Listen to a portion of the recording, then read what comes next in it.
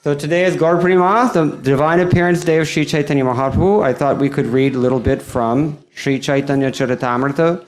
Sri Chaitanya Charitamrita was written in Bengali language and with a lot of Sanskrit added in for good measure about 500 years ago by Krishnadas Kaviraj Goswami, one of the most learned of the devotees of his day. This book has actually been summarized, if you can't handle the 17 volumes, into one volume called The Teachings of Lord Chaitanya, which is available just across the hall in the gift shop. So if you feel that anything you hear tonight is attractive, please do purchase one of these books, and you will be very satisfied by that. We don't have a lot of time, but I thought we could read at least a little bit from the Adi Lila that's divided into 3 sections. So please listen attentively. First, he says, Vande Shri Krishna Chaitanya Nityananda Sahodito Gaudodai Pushpavanto Shando Chitrotamonudao. Does anybody know what this verse means? It's the second verse of the Adi Lila. I offer my respectful obeisances unto Sri Krishna Chaitanya and Lord Nityananda, who are like the sun and moon. They have arisen simultaneously on the horizon of Gauda to dissipate the darkness of ignorance and thus wonderfully bestow benediction upon all. Chaitanya Mahaprabhu is, according to the Srimad-Bhagavatam and other scriptures, Lord Krishna himself. Lord Krishna is the Supreme Personality of Godhead, according to the Srimad-Bhagavatam. The Srimad-Bhagavatam in the first canto, 3rd chapter, enumerates various incarnations of the Lord, and then it gives a very significant verse, Ete cha amsha kalapungsa krishnastu bhagavan swayam indrari vyakulam lokam mridayanti yuge yuge. That means that Lord Krishna is the original personality of Godhead, from which all the incarnations expand, and our proposition is that Sri Chaitanya Mahaprabhu is in fact that same Supreme Personality of Godhead. Srila Krishnadas Kaviraj Goswami, in compiling this book, Sri Chaitanya Charitamrita, he has given extensive evidence to substantiate this claim. He's given in 14 verses his Mangala Charana, or the auspicious invocation of the Chaitanya Charitamrita, and then he has explained each of those verses at some length in the beginning chapters of the Adi Lila and in the Madhya Lila as well. So he says, his conclusion is that, he's quoting Srimad Bhagavatam here, he says, Tamimamaham ajam sharira bhajam hridhridishtitam atmakalpitanam pradidrisham iva naika dharkam ekam samadhikatosmi vidhuta bhedamohaha. This is Grandfather Bhishma speaking in the Srimad Bhagavatam. He says, as the one sun appears differently situated in different seers, so also do you, the unborn, appear differently represented as Paramatma in every living being. But when a seer knows himself to be one of your own servitors, no longer does he maintain such duality. Thus, I am now able to comprehend your eternal forms, knowing well that Paramatma is only your plenary portion. Then he says, Shaita Govinda Sakshat Chaitanya Goshai Jiva Nistharite Aiche Dayalu Raranai. That Govinda personally appears as Chaitanya Goshai. No other Lord is as merciful and delivering the fallen souls. In his purport to this verse, Srila Prabhupada gives a number of references from Vedic literatures to substantiate this idea that Chaitanya Mahaprabhu is actually the Supreme Personality of Godhead, Krishna himself. He says, having described Govinda in terms of his Brahman and Paramatma features, now the author of Sri Chaitanya Charitamrita advances his argument to prove that Lord Sri Chaitanya Mahaprabhu is the identical personality.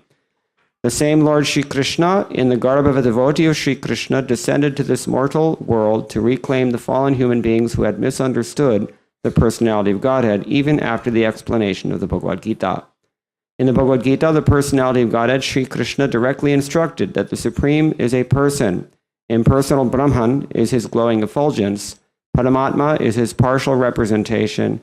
and all men are therefore advised to follow the path of Sri Krishna, leaving aside all mundane isms.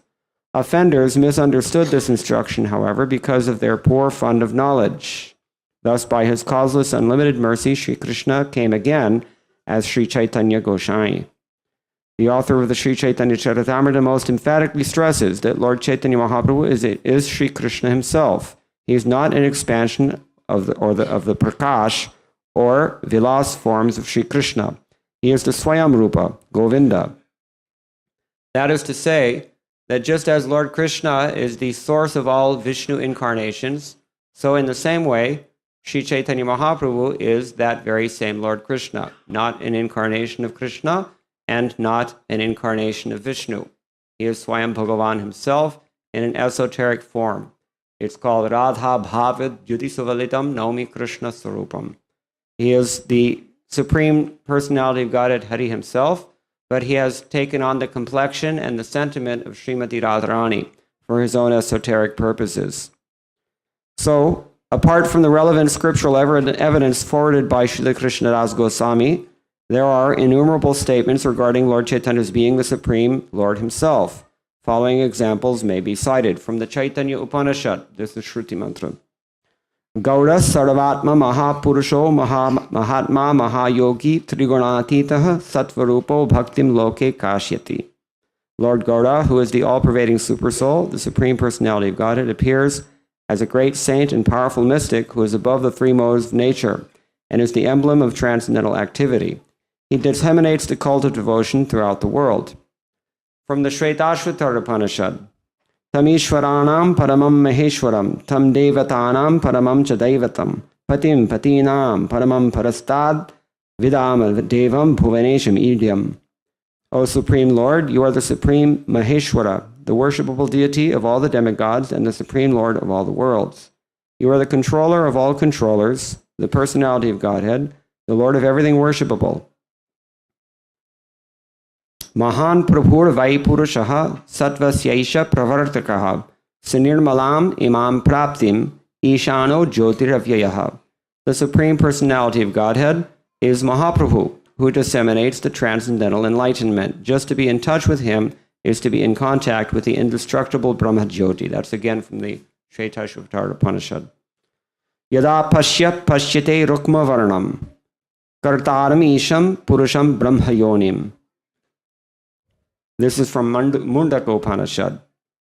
One who sees that golden-colored personality of Godhead, the Supreme Lord, the Supreme Actor, who is the Supreme Source of the Supreme Brahman, is liberated. And finally, from Srimad-Bhagavatam, Jayam Sada Paribhavagnam Abhishtadoham Tirtas Padam Shivarinchinutan Sharanyam Bhrityartiham Pranatapala Bhavabdipotam Vande Mahapurushate Charanaravindam. We offer our respectful obeisances unto the lotus feet of him, the Lord, upon whom one should always meditate. He destroys insults to his devotees. He removes the distresses of his devotees and satisfies their desires. He, the abode of all holy places and the shelter of all sages, is worshipable even by Lord Shiva and Brahma. He is the boat of the demigods for crossing the ocean of birth and death. And the next verse, Tyaktva suduschajasarepsitarajji lakshmim dharnamishta arya vachasa yadagararanyam Maya Mrigam Dayita Yepsitaman Wadhavad Vande Mahapurushate Charanaravindam. We offer our respectful obeisances unto the lotus feet of the Lord, upon whom one should always meditate. He left his householder life, leaving aside his eternal consort, whom even the demigods and the denizens of heaven adore. He went into the forest to deliver the fallen souls who were put into illusion by material energy. Those two verses are from Srimad-Bhagavatam. Finally, Prahlad Maharaj said, also in Srimad-Bhagavatam, Ittam nritirya grishideva jhashavatarair lokan vibhavayasi hangsi jagat pratipan dharmam mahapurushapasi yuganuvrittam channa kalau yadabhavas triyogo satatvam. O my Lord, you kill all the enemies of the world in your multifarious incarnations in the families of men, animals, demigods, rishis, aquatics, and so on. Thus you illumine the worlds with your transcendental knowledge. But in the age of Kali, O Mahapurusha, you sometimes appear in a covered incarnation. Therefore you are known as Tri-yuga, one who appears only in 3 yugas. from the Brahma Yamala, Adhavaham Dharadhare Bhutva Madbhakta Rupa Dhrik Mayayam Cha Bhavishyami Kalau Sankirtanagame. Sometimes I appear personally on the surface of the world in the garb of a devotee.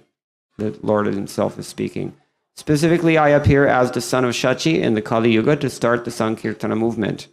Finally, from the Ananta Sanghita, Ya eva Bhagavan Krishno Radhika Prana Vallabha Srishtyalo Sajagannatho Gaura Asin Maheshwari. The Supreme Person, Sri Krishna himself, who is the life of Srimati Radharani and is the Lord of the universe in creation, maintenance, and annihilation, appears as Gaura, O Maheshwari. This is Ananta Samhita, but he's addressing Maheshwari, so who is speaking? Most likely, Lord Shiva. So these are a few verses. We know that there are more. Do you want to hear some? Krishna Varnam Tusha Krishnam Sango Pangasra Parshadam Yajnaya Sankirtana Prayar Yajanti Hisumedhasaha. The 11th canto says that the Lord appears in the Kali Yuga in order to propagate this process of Harinama Sankirtana. Krishna Varnam. He is in the category of Krishna. Varnam means category. Tuisha Krishnam, but he's not black. Not black means what color? Gaura. So Krishna Varnam, Tuisha Krishnam, or sometimes Jiva Goswami says Krishna Varnam means Krishnam Varnayati. He's chanting the name of Krishna. In that sense, Krishna Varnam. Either way you can interpret it. So Krishna Varnam, Tuisha Krishnam, Sango Pangasra Parshadam. And he comes with his associates, with his weapons, etc., etc. Yajnai Sankirtanayar Prayar Yajanti Hi Sumedhasaha. In this age of Kali Yuga, those who are intelligent will worship him through the performance of Sankirtana Yajna.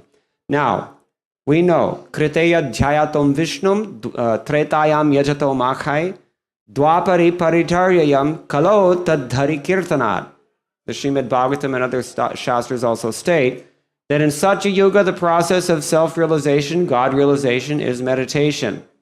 In the Treta Yuga, what do people do? They offer costly sacrifices, makhai, with ghee. And in the Dwapara Yuga, people worship the deity, but Kalau Tadhari Kirtanat. In Kali Yuga, one only does Hari Kirtan. This is the idea. So, Chaitanya Mahaprabhu is Krishna himself. He's coming to teach this process. But Krishna himself doesn't have to come to teach this process. Therefore, he must have some other purpose. There's a Yuga avatar who comes in every Yuga to teach the process. One avatar came to teach meditation. Another came to teach sacrifices. Another comes and teaches deity worship. Another one comes and teaches the holy name, Sankirtana. Krishna himself does not have to come in order to do this. He can send an incarnation of Vishnu, someone who is not Swayam Bhagavan. So Chaitanya Mahaprabhu must have some special purpose. Bhagavan Sri Krishna must have some special purpose to come in this Kali Yuga and teach this process. Does anyone know what that is? There are three special purposes mentioned in the Chaitanya Charitamrita, but in summary we can say his purpose is to come and share his own love with all the residents of this material world. Only Krishna can give pure love of Godhead. No one else can do this. So for this purpose, Krishna comes in this special form. He has assumed the sentiment and complexion of Srimati Radharani. This has been described in various Shastras. I've mentioned just a few of them. There are many more references. And his purpose is to taste the ecstasy that Srimati Radharani herself feels, and to understand, to share that love with everyone else. Because all of us have an eternal relationship with Krishna. All of us have some dormant relation that's there already. It just has to be activated. It's like the program is running, but it's double-clicked. We have our spiritual identity. That's called a Siddha Deha. And that is activated by this process of chanting Hare Krishna, Krishna Krishna, Hare Hare, Hare Rama, Rama Rama, Hare Hare. So Chaitanya Mahaprabhu has come with a dual purpose. He's come overlapping with the Kali Yuga avatar in order to teach this chanting of the holy name, as someone would do in his absence anyway. But he's got a special purpose of his own, which is to share the love that Srimati Radharani feels for him, and to taste that love personally in the form of a devotee. One of these quotes that we read calls him Bhakta Rupa Dhrik, the person who is accepting the form of a devotee. Chaitanya Mahaprabhu is Krishna himself, but he's acting as a devotee. And Prabhupada gives a simple analogy to explain this. It's just like when a teacher is writing on the board, chalkboard, A, B, C, D. Or in India they say A, I, U, U. He's not learning his alphabet. He's teaching us.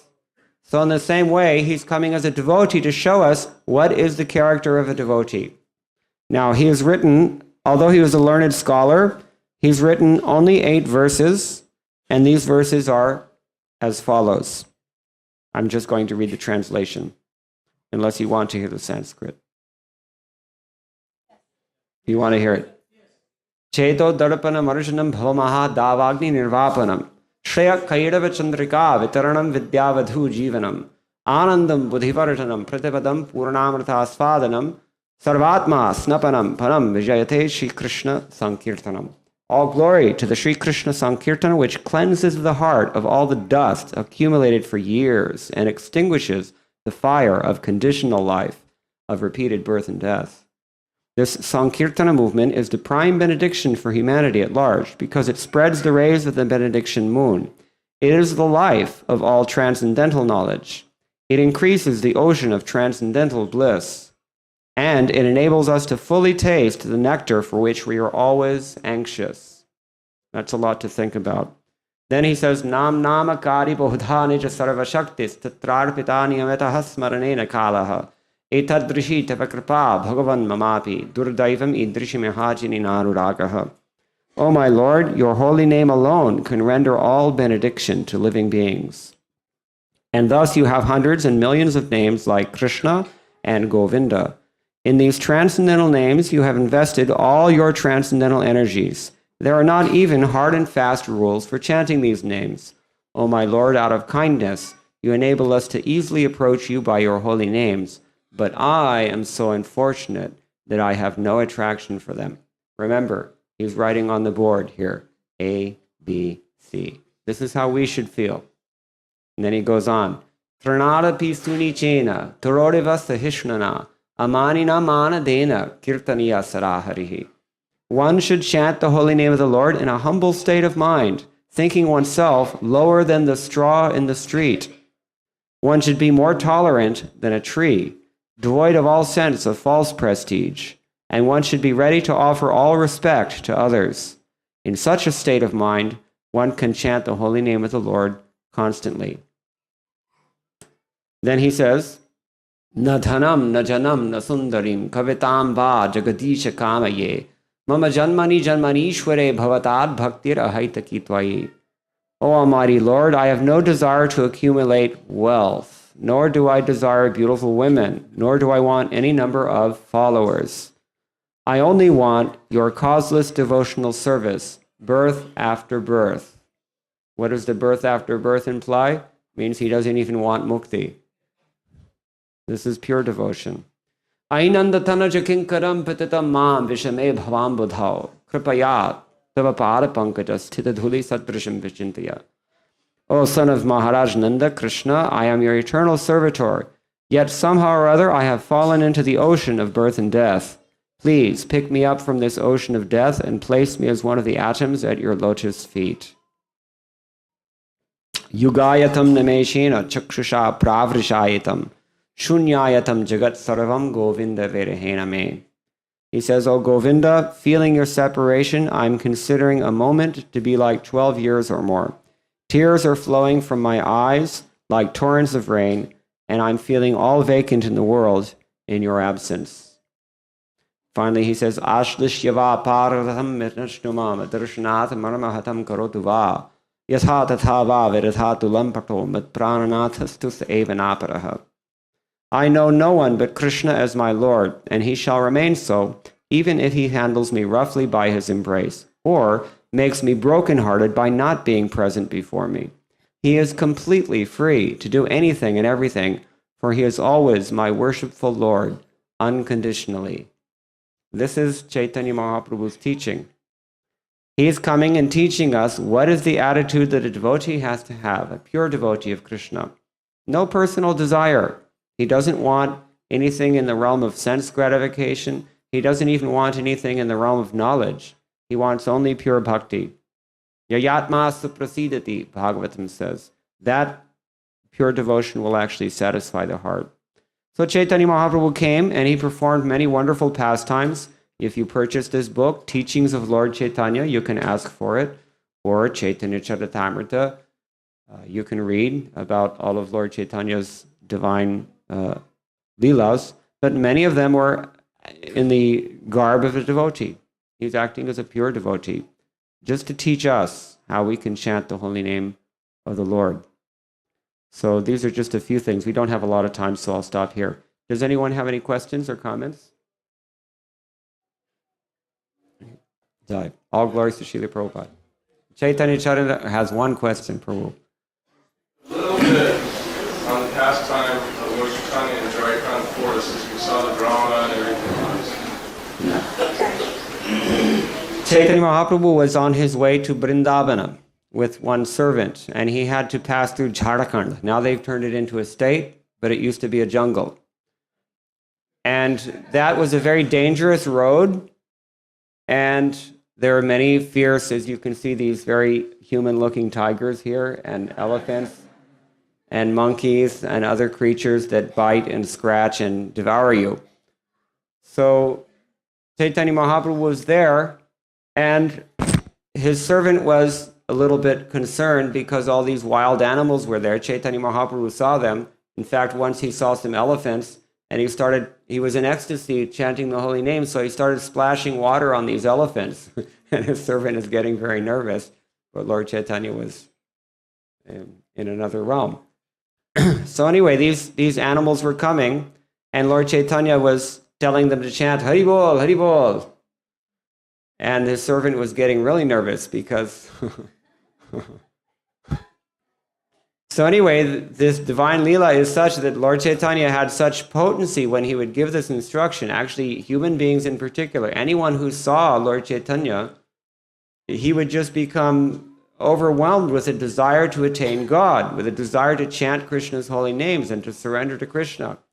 Inexplicably, he had some power that would influence people in this way, and evidently he had this power over even the animals, because there were tigers there, and they also started chanting Hare Krishna, Krishna Krishna, Hare Hare, Hare Rama, Rama Rama, Hare Hare.